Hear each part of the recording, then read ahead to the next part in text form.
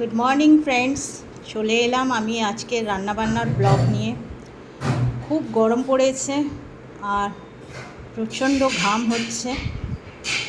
ঘামের চোটে খুব উইক লাগছে, একদম রান্না করতে ইচ্ছেই করে না, মনে হয় খালি শুয়ে থাকি। খুব শরীরটা দুর্বল প্লাস খারাপও লাগছে, ভালো লাগছে না, একদম ভালো লাগছে। তাই আজকে বেশি কিছু রান্নাও করিনি, আর এই গরমে পারাও যাচ্ছে না, রান্নাঘরে ঢুকতে একদম ইচ্ছে করে।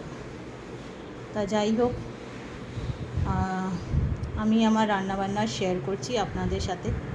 ব্রেকফাস্ট থেকে আরম্ভ করলাম যে আজকে কি কি রান্না করেছি।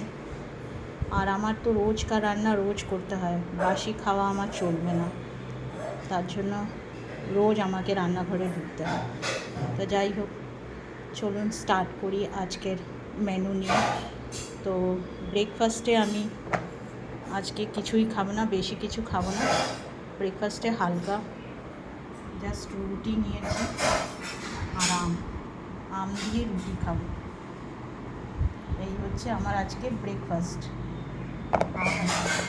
লাঞ্চে নিয়েছি ডাল আছে, ভাত আছে, টকের ডাল ভাত। এখানে একটুখানি শুকনো লঙ্কা ফোড়ন দিয়ে আলু মাখিয়েছি, আলু সিদ্ধ, এখানে পেঁপে সিদ্ধ আছে, ডিম সিদ্ধ আছে। আজকে এই লাঞ্চ নিয়ে যাব। তো এই হলো আমার লাঞ্চের মেনু। আর রাতের মেনুতে হচ্ছে ভাত।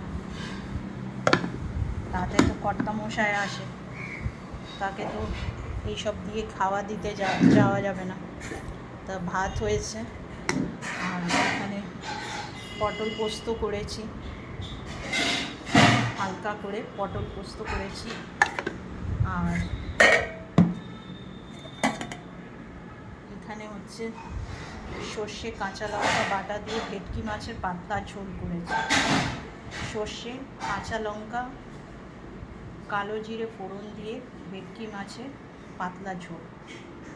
এই যে, তো এই হচ্ছে আজকে আমার রান্নাবান্নার মেনু আর ব্লগ।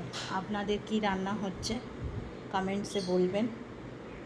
আর কেমন গরম পড়েছে আপনাদের এখানে জানাবেন। আর আমাকে খুব খুব ভালোবাসা দেবেন, বিকজ আপনাদের ভালোবাসাটা আমার এখন খুবই দরকার। থ্যাংক ইউ এভরিওয়ান, ভালো থাকবেন।